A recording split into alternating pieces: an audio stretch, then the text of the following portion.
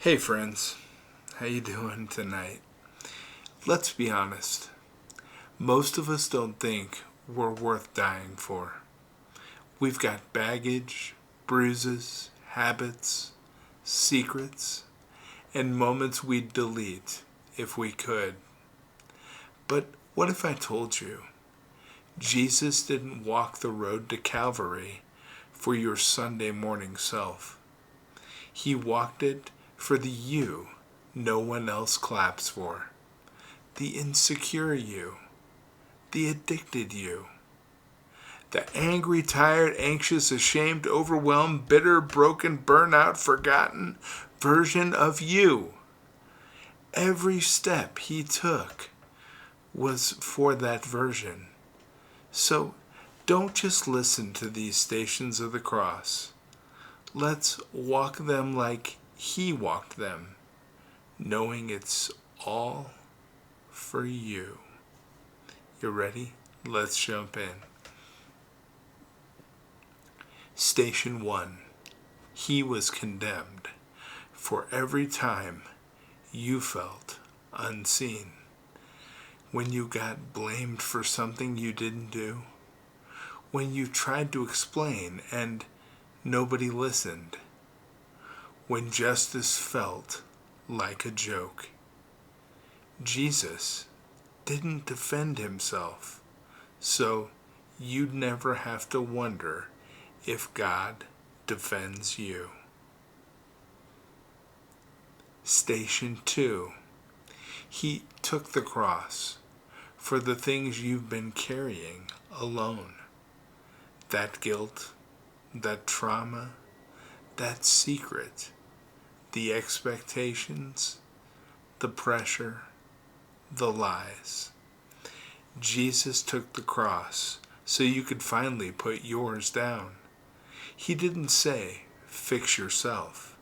He said, I've got this. Station 3. He fell the first time for the moment you cracked under pressure. When the smile broke, when you couldn't keep it together, when you cried in a bathroom stall or screamed in your car. He fell to remind you even God hit the ground and still got up.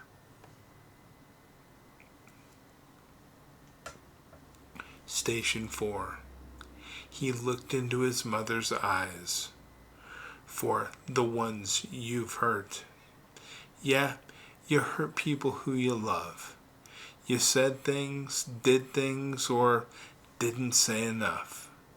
Jesus met Mary's eyes, knowing he was breaking her heart.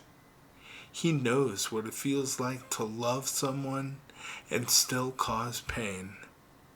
And he carried that too. Station 5. He let a stranger help for the times you couldn't do it alone.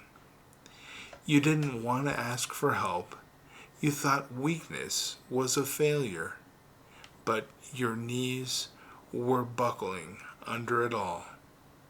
Jesus let Simon help him carry the cross, not because he couldn't do it, but to show you that needing help isn't failing, it's holy. Station 6. He let someone wipe his face for when you need tenderness and not a lecture. Sometimes you don't need a sermon. You need someone to say, I see your pain and I care about you. You see, Veronica's cloth didn't stop the suffering, but it showed love still lives in a brutal world. Jesus welcomes that love, even from you. Station 7. He fell again for the habit you thought you had kicked. You relapsed. You said you wouldn't do it again, but you did. And you hate it.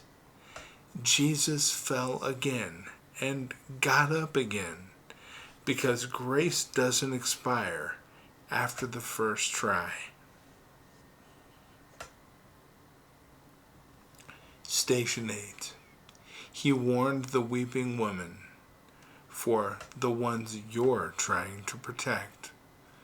You're carrying pain and still holding others up, still parenting, still mentoring, still pouring out while bleeding inside. Jesus, dying, used his breath to speak life into others. You are never too broken to be a blessing. Station 9. He fell the third time, for the rock bottom you haven't told anyone about. And this is the I don't think I can get back up moment. We've all been there. It's the divorce, the overdose, the betrayal, the failure that almost swallowed you whole. Jesus hit the ground and stayed down for a moment. Not because he was weak, but because that's where he knew he would find you. Station 10. They stripped him for the shame you still carry. The thing you hope no one else finds out about. The label someone has stuck on you. The mistake that replays in your head when you're trying to go to sleep at night.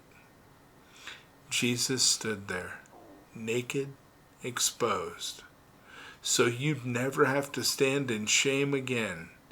He was uncovered so you could be covered in grace. Station 11. They nailed him for every time you felt trapped. That job, that addiction, that diagnosis, that fear, that relationship, that loop. He was nailed down so you could be set free. And as the hammer hit, love echoed. Station 12. He died for the deaths you lived through. The death of your joy. The death of a dream. The death of a loved one. The parts of you thought would never feel alive again. Jesus didn't just die to save your soul. He died to meet you in every death you've endured and whisper, "This is not the end." Station 13. They took him down for the friend you lost and still cry for. You held their hand, or you couldn't say goodbye. You buried more than just a body. You buried a piece of your heart.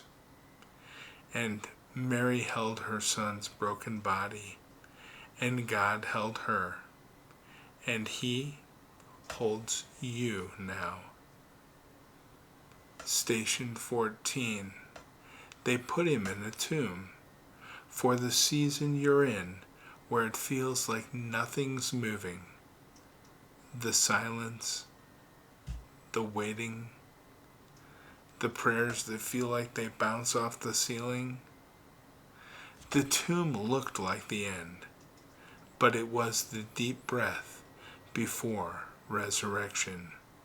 Just because it's quiet doesn't mean God isn't moving. Station 15. He rose for the part of you that forgot it was possible. You gave up. You settled. You stopped believing things could get better. But Jesus got up, walked out, lit up the darkness, because no matter how buried you feel, He knows how to call dead things back to life. Now, you didn't just hear about Jesus' journey. You saw your journey. You didn't just watch him suffer. You saw why he suffered. Not for your perfect Sunday self, for your Tuesday night breakdown, your Thursday night anxiety, your Friday temptation, your Saturday silence, and your Monday morning mess. Every drop of blood was personal. Every step was for the you don't let anyone else see.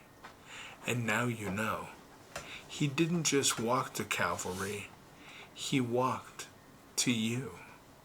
So the next time someone asks why you believe, don't tell them about church. Tell them about a Savior who crawled through hell just to bring you home. Now, go live like you're that loved. Take care, my friends. I hope you have a beautiful Easter.